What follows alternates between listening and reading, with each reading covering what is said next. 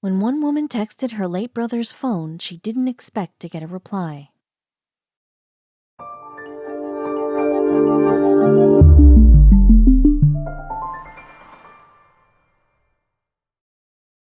But before we start, please make sure to subscribe to m&rtv and hit the bell so you never miss any upload from us. Also, leave a like right now. When a loved one dies, it can be hard to let go. Many people try to keep a connection, whatever it takes. For some, this can mean visiting a grave, memorializing on social media, or even texting their old phone number. But after Ruth Murray lost her brother in 2019, things became especially weird when she started receiving messages from his phone. Mike and Ruth Murray grew up together in Minneapolis. As adults, the two remained just as close, that is, until their lives suddenly and tragically changed forever. Mike's life took a sour turn. The young man developed a serious drug addiction, and it eventually took his life through a heroin overdose in March 2019. For many, moving past a loved one's death can be extremely daunting. Ruth tried to go through the typical motions of visiting her brother's grave, but nothing was connecting her back to her brother Boo. As a coping mechanism, Ruth began texting her brother's old phone number, even though it was no longer in use. Obviously a little crazy, but for Ruth, it was the most comforting thing she could do at the time. It wasn't necessarily the case that Ruth was expecting her dead brother to respond. Instead, she did it to continue the tradition of daily texts to keep his memory alive. In an interview with the BBC, Ruth said that she found herself reaching for the phone without thinking, partially out of habit, but also because it was comforting. She definitely wasn't expecting what happened next. Days passed with no response. Not that Ruth was expecting one, but then, to her surprise, her phone buzzed. She checked her messages and saw the sender was Brother Boo. Ruth wasn't crazy. She knew that her brother was gone for good and assumed his number would be eventually reassigned. She just wasn't expecting for that to happen so fast, and the person on the other end was definitely not what she expected. To Ruth's surprise, the woman on the other end handled the situation way more gracefully than she could have imagined, texting, "I'm sorry to hear that you're missing someone, but unfortunately you have the wrong number." As it turns out, the woman who had been assigned Mike's old number was Amber Leanweber. She was 32 years old and lived over 400 miles away in Oshkosh, Wisconsin. Most people would have let the texting go, but both women had something else in mind. Ruth was taken aback by Amber's reply. Of course, she knew she had the wrong number, but she wasn't expecting the stranger who'd inherited it to be so kind and empathetic. Amber wasn't simply taking pity on Ruth. On the contrary, she had also lost a loved one and was grieving. Amber was going through a similar battle on her own. After a couple of exchanges, the two women became each other's sounding boards. Who knew a text from a stranger could lead to the most surprising case of talk therapy? But their story continued. Ruth was so moved that she posted screenshots of their touching exchange on Reddit. Little did she know the post would blow way up, eventually getting over 80,000 likes. Similarly to the two women themselves, their fans on Reddit weren't just cheering them on, they were relating. Through the post, countless others admitted to texting lost loved ones in order to feel closer. Were it not for Amber's decision to finally respond, Ruth could have continued texting to no avail. She wasn't even trying to connect with Ruth by responding, only to let her know she was mistaken. Good thing she decided to reply. In a strange twist of fate, Ruth and Amber discovered they had a weird link to one another, and it was through none other than Mike himself. Apparently, he and Amber's brother used to play online poker together. Finally, Ruth had an idea. With all the coincidences and through constant contact, the two grew closer and closer until finally deciding to meet in the flesh. Ruth got in her car and drove 400 miles to meet Amber. Especially after finally connecting in person, the two are officially friends. Ruth learned that Amber had inherited Mike's number on her work phone, so she shared her personal one instead. The jury's still out on why this unlikely bond came to be.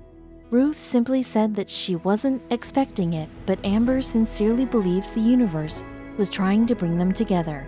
It could have been fate, as theirs isn't the only friendship formed by a wrong number slip-up. Tony Wood, a realtor who lived in Tennessee with his wife and kids, was watching his children at home one afternoon when he received a text message from an unknown number.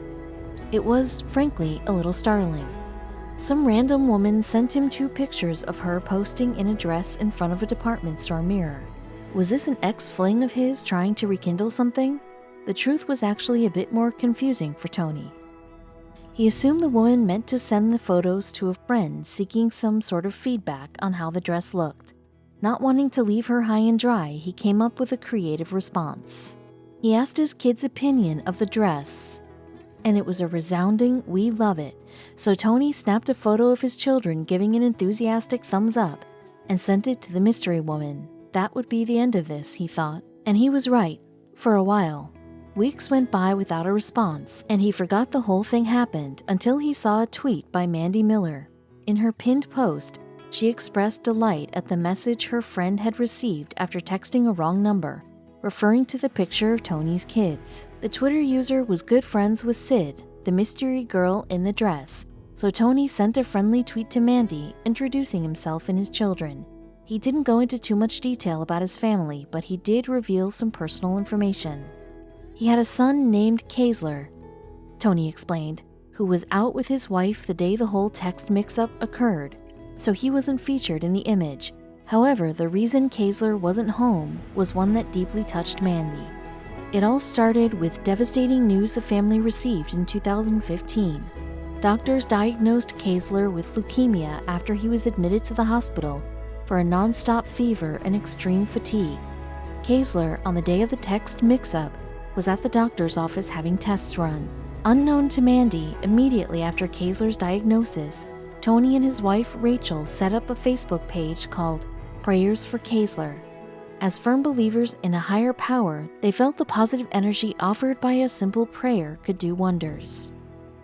In an effort to spread the word and earn support, the family made shirts that read Team Kaysler. Most people who stumbled upon the page wrote kind words of encouragement. Even complete strangers wanted to see the little guy pull through. The tweet Mandy Miller posted shortly after the confusion now had almost 200,000 retweets and over 500,000 likes. This, of course, gave it a lot more attention, and it eventually caught the eye of a Twitter user who went by the name Illuminati. The user's profile revealed almost nothing about the person behind the name, but in an amazing act of kindness, they tweeted out a link to a GoFundMe page the Wood family started to help with medical expenses. The tweeter then had a request for the family. They asked for Tony to send them a picture of Kaysler giving a thumbs up, so Tony sent him a picture of his son smiling with both thumbs held high. And Illuminati immediately tweeted it out. This was when things really started to get wild. Within hours, Twitter users from all over began circulating the photo of Kaysler. Donations began pouring into his GoFundMe account left and right. In only 24 hours, Kaysler's GoFundMe account more than doubled the total dollar amount the family had collected over the previous 2 years. Still, no one had any idea who was behind this mysterious Twitter handle. The total amount of money the Wood family originally sought was $10,000, but when all was said and done, the total donation amount was over $60,000. Finally, in March 2019, Tony updated the GoFundMe page to joyously announce Kaysler received his very last treatment of chemotherapy. The unknown Twitter user acted as a sort of public relations representative and put Kaysler's story on a level the family never thought they'd reach. This was truly the miracle they needed. So, who exactly was Illuminati?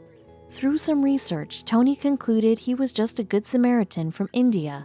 Many of their Twitter posts reference Indian politics and affairs. Unfortunately, the family knew they'd likely never learn more than that.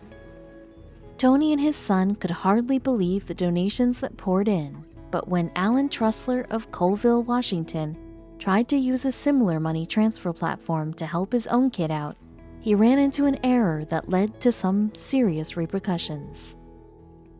Alan was in a predicament when his daughter Melissa turned 30. He wanted to buy her a gift that truly showed how special she was, but being far away and maybe a little out of touch with her tastes made finding the perfect gift stressful. Alan was fresh out of gift ideas, but he had a thought. Why not just give her cash? He decided to transfer money over to his daughter's account so she could purchase something for herself.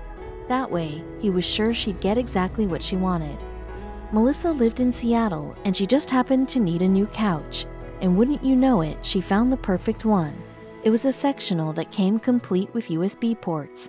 Alan thought some money would come in handy. Since Melissa no longer lived at home, Alan thought it would be best just to transfer the money to his daughter's PayPal account via her phone number.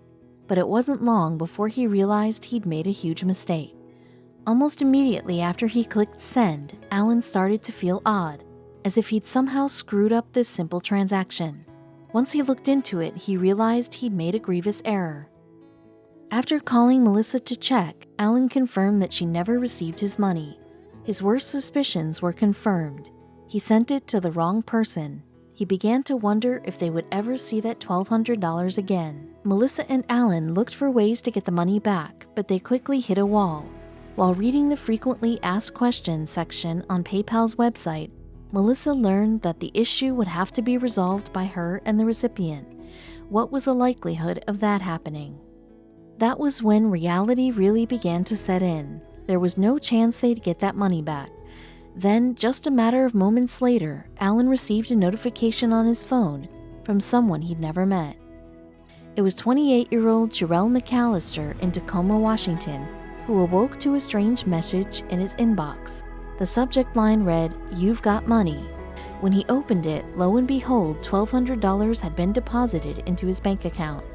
You know how in the movies the person will open the briefcase, discover it's full of money, and then quickly shut it and look around to make sure no one was watching? He explained to the deposit. Yeah, I definitely did that, and I was definitely alone when it happened. Of course, that was the money Alan had intended to send to Melissa. As it so happened, the error occurred when Alan transferred it to his daughter's new mobile number, which used to belong to Garel and was still connected to his PayPal account. Unlike most people, it took him almost no time to decide to contact the sender. When Alan and Melissa read Garel's message, they were completely stunned. Not 30 minutes after the initial mistake, Garel had returned the money. Not only that, but he had a special message for them. If you could tell your family and friends that a low-income 28-year-old black man from Tacoma with a 5-year-old daughter returned your money, I would find that helpful in improving race relations while reaffirming the dope-ass culture we as Western Washingtonians have worked so hard to cultivate, Garel wrote.